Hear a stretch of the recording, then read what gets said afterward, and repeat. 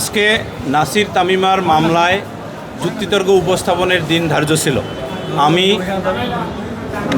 নাসির হুসাইনের পক্ষে যুক্তিতর্ক উপস্থাপন করেছি।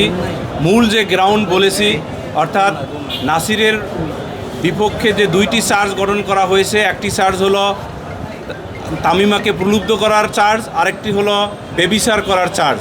এবং দুটো চার্জেই বলা হয়েছে বাদী অর্থাৎ রাকিবের 5 নম্বর সেক্টরের 13 নম্বর বাড়িতে এই প্রলুব্ধ করার ঘটনা এবং বেবিচার করার ঘটনা।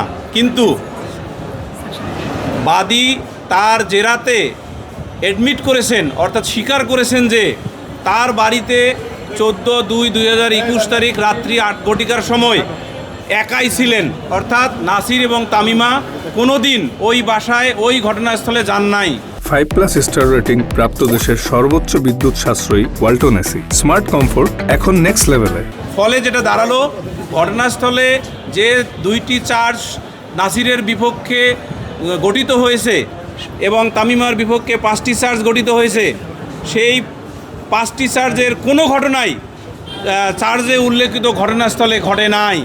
আর বাকি বিষয়, অন্যান্য যে বিষয়গুলো, তালাকের নোটিশ, তালাক বৈধ কিনা, এই ব্যাপারগুলো হলো, অর্থাৎ প্রসিকিউশন সাইডে যে বক্তব্য দিয়েছে তালাক বৈধ কিনা, তালাক নোটিশ জারি হয়েছে কিনা, এগুলো হলো সিভিল কোর্টের ম্যাটার।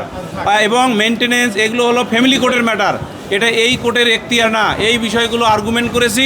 যেহেতু একটি মামলার একটি ঘটনা বা অপরাধের 4টি উপাদান থাকে, একটি হলো time of occurrence, place of occurrence, আর এটা হলো ম্যানার অফ অকারেন্স, আর হলো পারসন। তা আমাদের যেহেতু প্লেস অফ অকারেন্সে কোনো ঘটনাই ঘটে নাই, তাহলে 5টি চার্জই নিরঙ্কুশভাবে অপ্রমাণিত হয়েছে এবং 5টি চার্জ হইতে নিরঙ্কুশভাবে বেকসুর খালাস পাইবেন এই প্রত্যাশা করতেছি। তামিমা সন্তানের পক্ষে, আমার বন্ধুর সাথে তামিমা সন্তানের পক্ষে আমরা দুইজনে আজকে আর্গুমেন্ট করেছি। ম্যাটারটা হলো তামিমা সন্তানের সাথে 10 সালে এই বাদীর বিয়ে হয়। বিয়ে হওয়ার পরে তাদের সাংসারিক অমিল থাকার কারণে 2016 সালে এই তামিমা সুলতানা বাদীকে ডিভোর্স করে। ডিভোর্স করার পরে দীর্ঘদিন পরে দীর্ঘ প্রায় 16 সাল থেকে 21 সাল, এই 5 বছর তারা সেপারেট ছিল এবং তামিমা এবং তার হাজব্যান্ড সেপারেট ছিল এবং তাদের যে মেয়েটা ছিল, মেয়েটা তার বাপের সাথে ছিল।